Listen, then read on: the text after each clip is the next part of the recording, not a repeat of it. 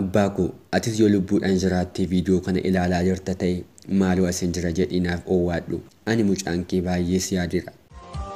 Nafati gargar baanee akkamiin guuttatti ilmoo nabbaa malee.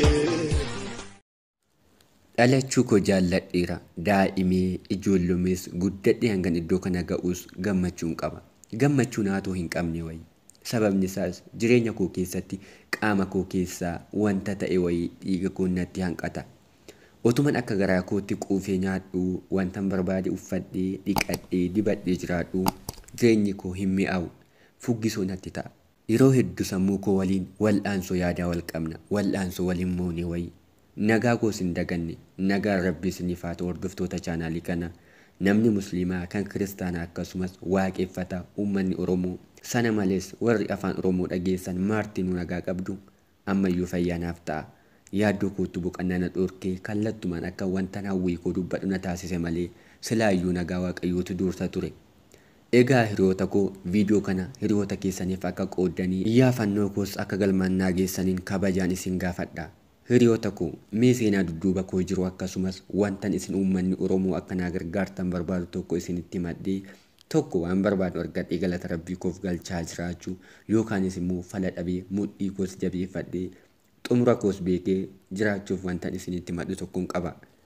Wantichi akkasi. Ani maqaan koo Obseen jedhama. Ammaaf maqaan abbaa koo naaf haa turu. Dhaladhee kan hin guddadhe godina Shawaa Lixaa Aanaa Gindabarat yoo ta'u ammaaf kanan jiraadhu biyya Firaansii. Ammaaf kanan jiraadhu biyya Firaansaa yookiin Firaansidha. Ani dhaladhee kanan ija itti banadhe haadha koo qofattidha. Abbaa koo hin beeku, hin argine. Seenaa gadii kana kan natti hime ergan dhaladhee guddadhee haadha kootidha. Harmeen koo fi abbaan koo akka lakkoofsa Habashaatti 1980 keessa godina Wallagga Lixaa magaalaa Gimbiitti jireenya waliin godhatan yookaanis wal fuudhan. Eega waliin jiraatanis haati koo anaan ulfoofte. Haati koo maqaan ishee Dirribee Amantee jedhamti. Abbaan koo immoo Sultaan Muhammad jedhama. Biyyi inni itti dhalatee guddate godina Arsii magaalaa Asallaa ganda Cilaaloo iddoo jedhamudha. Abbaan koo loltuu mootummaa yeroo sanaa loltuu wayyaanee ture. Otoo anaan ulfaa'anii haati koo ulfa ji'a 4 garaa isheetti na baattee jirtu abbaan koo gartuu waraana mootummaa yeroo sanaa keessa ture keessaa baqatee bade. Eega badees sirnichi yeroo sana ture hamaa waan ta'eef abbaan koo deebi'ee galee yookiin isaaniin qabama taanan adabbii fokkisaa irratti fudhatu waan ta'eef haadha koos anaanis gadaamessa ishee keessatti na dhiisee osoo hin deebi'in achumaan hafe. Deebi'ee gara keenya hin dhufne. Ji'oota muraasa booda haati koo anaan na deesse.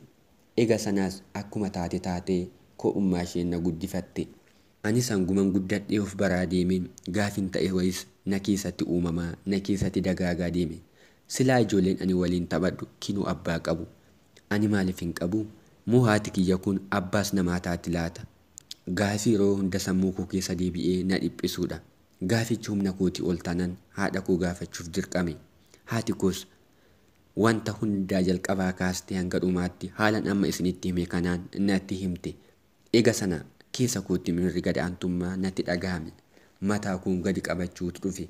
Hiriyoonni ani wajjin taphadhu yeroo abbaa isaanii harka qabatanii deeman, yeroo bilbilaniif, yeroo isaan waliin qoosan, yogguu isaan wajjin taphatan, yogguu uffata isaaniif bitu, yogguu isaan dhungatan, waan kana fakkaatan yogguu abbaa isaanii waliin godhan nan inaafa, nan hawwa, nan kajeela.